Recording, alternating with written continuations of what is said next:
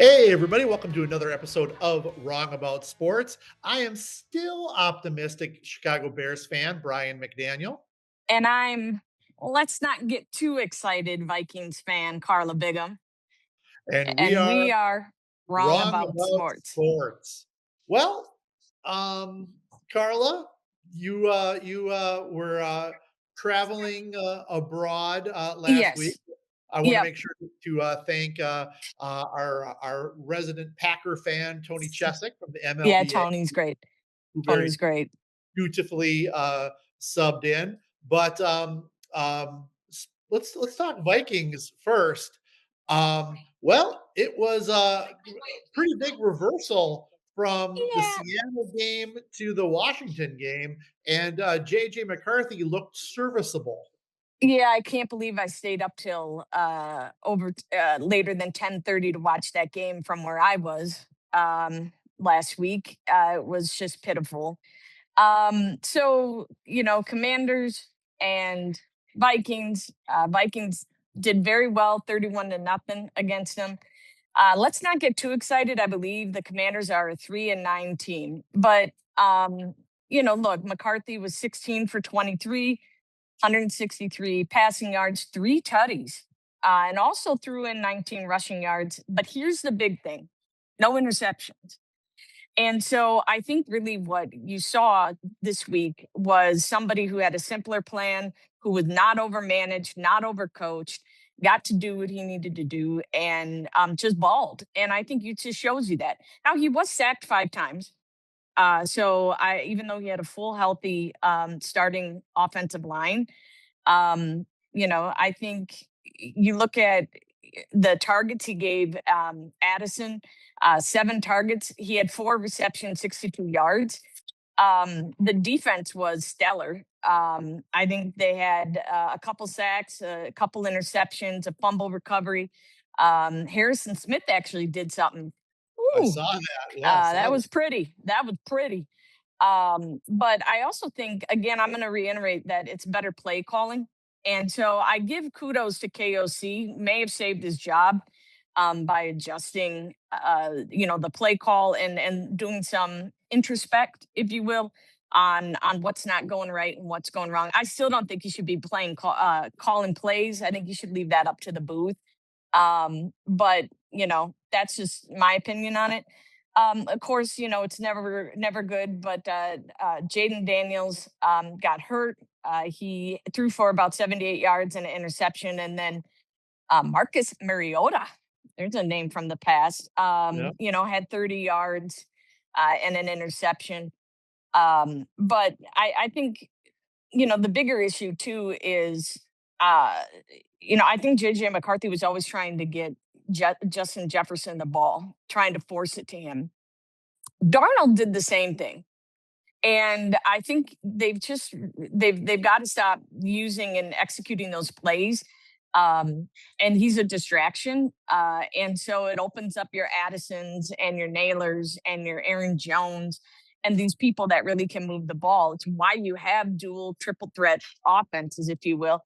I like to kind of put a tight end on their own. You have a run game and you have your air game, as I call it, but you also then have your short game with a stud. Hawkinson, is very, very good, very reliable tight end. Well, and Oliver had 2 touchdowns. Yeah, Oliver had 2 tutties. And so to utilize, two really massive players on top of a real good dual threat run game with Mason and Jones. Jones is way better receiver in that game, in the pass game. But Justin Jefferson only had 11 yards and he only had 2 receptions. And so you still win. And so I think that kind of stuff is important to note. And then of course Zach Ertz. Oh, that looked nasty. Oh, that Oh my, looked nasty on his he leg. was, Ooh, that was a he dirty was hit by Ward. yeah, that was ugly, and he was heave sobbing on Yeah. and I'm sure that wasn't out of pain. I'm sure that was just knowing what a catastrophic Yes. injury that is because he did tear his ACL, so Yeah. he's going to be gone for most of next year as Yeah. well. Yeah. So that's just all unfortunate. But anyway, I'm so just kind of where I feel like we may get one or two more wins this year. How we are still in the hunt, whatever. I mean, math is math, right? Yep. But we're still mathematically possible. But If I if the other teams are gonna be playing each other, then, somebody's gonna lose. Right. Bears got 1 more with Green Bay and 1 more with Detroit, so Exactly. And so, I, we really do have a tough schedule coming ahead. So, but I guess that's promising that they looked in the mirror and made some adjustments. But I'm just not gonna get all hyped up. We're back, baby, because it was the Commanders. So, definitely an improvement, and I'm glad to see it in the right direction. But nothing to get excited about, in my opinion. yeah, now what I thought was curious, now Washington's a mess. Their Yep. season's over. They shouldn't Yep. have even played Daniels because he's not 100% back. But Yep. beside that, they tailored the offense to McCarthy's strength. But Correct. once again, why did it take so long to do that? I'm a KOC guy as far as having a Yep. lot of respect for him as a coach, specifically as a quarterback guy. But yeah, it just seems like they were so entrenched in trying to do everything that KOC wanted to do that they didn't focus on what McCarthy could do. And I mean, Yep. they still didn't solve the Jefferson issue, um, but he's a team guy. Um, but I mean, we don't. I mean, I think that they do want to save McCarthy's job, but they don't want to do. I mean, I'm sorry, they do want to save KOC's job, Mhm. but I think that they don't want to save Quasi's job. So, Correct. so they shouldn't do so well that they let that guy draft again because he is 100% lost when it comes to Right. draft. Yeah, And he's not good at drafting. And so, I mean, let's just see how it goes, but I do believe if we get one more win, I think KOC is fine. And even if the remaining games that we had here, what do we have, like 5 weeks left? Or 5 weeks, yeah. That And we're not making the playoffs. Let's just I mean, if I will wholeheartedly admit I'm wrong. Only person I don't do that to is my husband. If I if I am wrong that we make the playoffs, but I am a betting person and I would not bet on the Vikings making this playoff, mainly because the next conversation we're going to have is between the about the back Packers and Bears. But I think if he can squeak out one, maybe two more wins, I think KOC is fine. But I agree with you. I think the owners need to take a look at Quessy and find out, if he's in for the long haul, they've got to figure out a better way to draft, turn that over to someone else. yeah. Well, let's shift to Bears Packers. Yeah. I think What a a lot game. I think a lot of people are expecting me to be all upset. I'm Mm-mm. not. Shouldn't be. I feel way better after this loss Yep. than I did about 3 or 4 of their wins coming up. They're going to get there. They're going to get there. They're showing me that they can hang with the better teams in the NFC. Absolutely. That was in Green Bay. Their defense is getting as soon as it got a little healthy, then they lost one of their corners in warmup. And the first half was not great. The second half was almost dominant. But looking at the defense, let's give the Packers and LaFleur and Jordan Love some credit. They Hmm. exposed the Bears have been keeping it together with scotch tape and glue. But yesterday the Packers were wide open Yep. all day. They got one turnover from them, but the touchdowns that Love was throwing, they were long, they were pretty, and they Yep. were wide open. Yep. Yeah, I'm not feeling bad at all. The Bears shouldn't feel bad at all, and the Bears are 9-4. I never thought that they're going to win the division, even when they were, kind of like getting more wins than I thought. But they play Cleveland next week. That should be a win. Gets them to 10. They got to play the Packers then in Chicago. Home. Yeah. Winnable, winnable.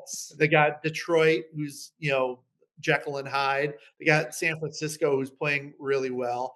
But so the Bears are going to get one more win, maybe two. And 10, 11 wins gets them a wild card spot. And that's more than I was hoping for going into the year. Yeah, and I think when you look at Williams, he was 19 for 35, 186 yards, couple tutties, and one interception, which is rare, as you constantly point out. He is not one to actually turn over the ball. And it was Uh, on the last play of the game. it was. And I do think that, Jordan Love was 17 for 25, 234 yards, and three tutties, but also had the interception. And I think, the story of the day to me is Watson, where he was 4 for 4, 89 yards, and two touchdowns. And that's because he's on my fantasy team. I just thought I'd throw that out there. But I Well, thought the Bears defense was on fire. They definitely are a team that cannot be discounted to go into the playoffs. And in my opinion, you know, I they're more consistent right now, in my opinion, than the Lions. Prove me wrong. Maybe I am wrong, but I do believe that um, they're being way more consistent from the beginning of the season, and they're back to almost healthy, as you pointed out. And the Bears cannot, or Lions cannot say the same. And well, so, sorry. The interception that you talked about from Caleb Williams came on the last play of the game. The Bears were driving to try to tie it up. It was not a great throw. no, I think he could have ran for the first down, but he's young. He's going to learn from that. yeah, And, I'm not going to fault him too much. And Bears Twitter, Bear fans are not throwing Caleb or Ben Johnson under the bus, though we all kind of acknowledge he correct, should have just ran for the first down. But right, right, the Lions played on Thursday. They played Dallas. They looked good. yep, They won 44-30, I think it was, and they were yep, in control. They were in control of that game. So that makes yeah, them 8-5. So, there might be three playoff teams from the NFC North. I mean, we'll see. We'll see yeah. how it goes. I mean, they got to play each other. So maybe one of them knocks another one of them out. Well, and I do think that you're looking at going up against a star kicker, with Aubrey, who had a 63 yarder against them. But Dak had a game, 31 for 47 and 376 yards and a tutty. So to me, I think that's he was playing pretty lights out on that game. And so you know, I don't know. I think the Lions are also a team not to discount. But again, just going back to my consistency argument, I think the Bears are playing way more consistent. And you definitely can't say that about the Vikings. So I mean, right now, I think that Packers and the Bears are the two teams to really watch right now, next to the Rams and Seattle. So I Well, mean, you're and looking. Seattle won, the Rams won, but Yep, there were some upsets because New Orleans beat Tampa. yep, The Chiefs lost again, so they're under 500. They're not going to make the playoffs, and right. that's the first time that'll happen in the Mahomes era. So yeah, 10 years. Yeah. Buffalo came back against a plucky Joe Burrow Oh, led Cincinnati I team. So I and played then against I played against Josh Allen and lost. I mean, dude had almost 40 fantasy points. Well, and then poor Indianapolis Colts, Daniel Jones tore his Oh, Achilles. So they went from being the number one seed to now probably not making the playoffs. did you So there's hear a the lot of tea on football that? left. Pardon? Did you hear the tea on that? No, let's Old hear it. man Flacco asked rumor on the social media is that old man Flacco asked Ask to to get be released. released, and so he could go play for the Colts and help him down the stretch here into the playoffs. Not a bad move for old man Flacco. Dudes can still play, but I'll be surprised if he's still around next year playing. So this might be his last chance to go the distance, and that's a good team. Yeah, it's a good team. I guess we'd have to. I don't know what the waiver wire order is, whether someone would be able to block Indy on that or not. But Yeah. it was pretty impressive. Now, you know what else is impressive? the Minnesota And so Licensed Beverage I was Association. gonna say that. I was gonna say that. They're dependable. Yep, you guys heard Tony Chesek last week. We talked Yeah. with a fair amount of detail about what's happening on the federal level with the Mhm. THC and the hemp. And we really hope that everyone stays energized on that. But since 1952, the Minnesota Licensed Beverage Association has been helping licensed beverage retailers in the state of Minnesota with information, resources, educational programs, and government affairs services designed to promote and protect their businesses. All their member retailers understand that with the MLBA, they are not alone. So thank you, Never. MLB. Thank you, Tony Chesek. Yes. Thank them. So tonight, we actually have an interesting game. Is how in Minnesota, interesting. You Yeah, have the Eagles versus the Chargers, both 8-4. Brian, Eagles are slated to win, I believe, by two. At least that's the last I checked the boards there. Um, you know, I'm looking forward to this game. A little injury prone. Herbert broke his hand, had surgery on Monday, the quarterback, and is still supposedly going to play. And if not, it's no, not Justin Fields. Why Trey, am I Trey, Trey Lance? Trey Minnesota's Lance. own, Yeah. Minnesota's own Trey Lance. Yeah. And so if he doesn't play, yeah, or if Herbert doesn't play, it's Trey Lance. But look, the Charger defense is good, one of the best in the league, and especially on the pass. And I just think it's really, really going to be a test for these Eagles, to be honest. And so they're trying to fight for a playoff spot as well. But so for my prop plays today, I have Hurts, the quarterback for Eagles, on the over of 29.5 rushing yards. And I think he's just going to be scrambling. I think he's going to be scrambling all day. And again, the Chargers are really good on the pass. And Brown has struggled to get the ball. He's and Smith have both been vocal, especially early in the season about that. Barkley has been really non-existent, I think, except for one game. But they're going to need him tonight. And I think Jalen Hurts is just going to put the team on his back and try to do what he can. So I think he's going to have over 29.5 yards. And then I'm going to say Herbert under 214.5 on passing. And I'm going to say for a couple reasons. One, um, you know, the both of his targets for receivers, Johnson and Landon begins with an M. Laddie Mc, McConkey. McConkey. Thank you. I was going to say McLeod, but it's McConkey. Well, Um, I'm old enough to remember his dad playing for the Giants. oh, Ed, uh, Phil McConkey, I think it was. Anyway, nice. Have been very inconsistent. And, the tight ends flare every once in a while. But here's the thing. Um, the running back Hampton has been out since week 5, and he is allegedly starting. You dang well know from an ankle, nasty ankle break. I think they're going to have him on a snap count, and I also think that Vidal isn't bad. He just put 126 rushing yards on the Raiders. So my whole point is this: I think they're going to have a running game today by committee, and I think they're going to just try to wear down the Eagles defense, who isn't terrible. They're not good. They're not like exceptional, but they're not bad. And so personally, I just think they're going to try and run this because of Herbert being injured.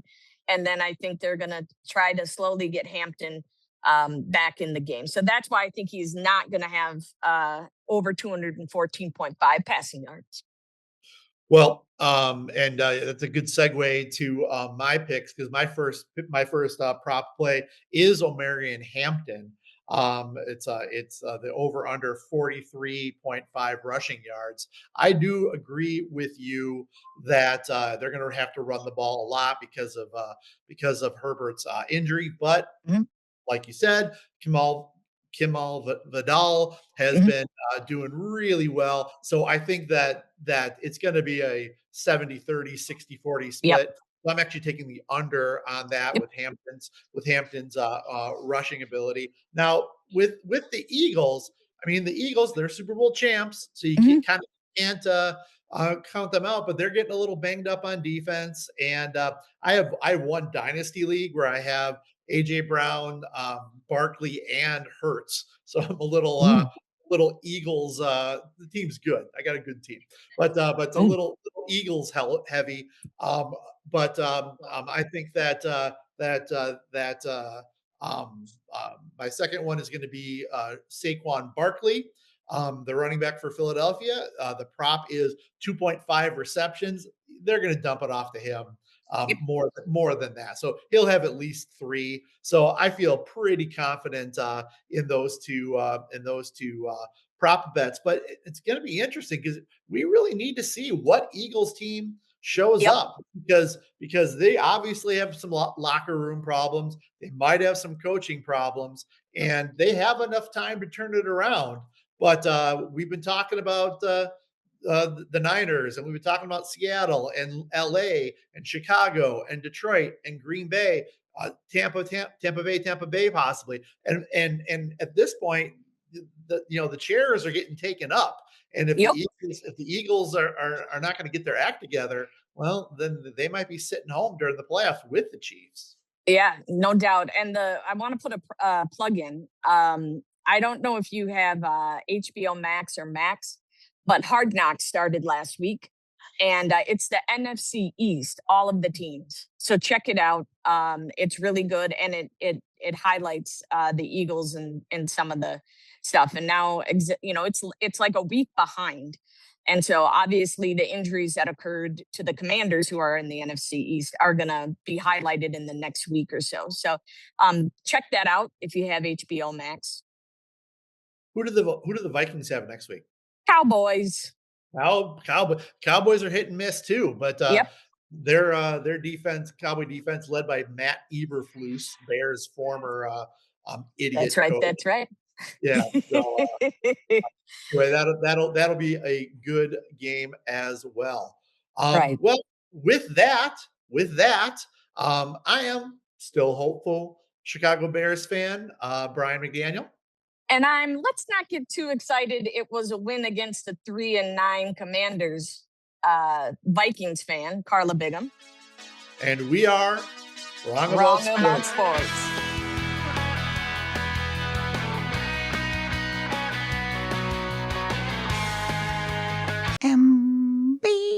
MBC. No relation to NBC.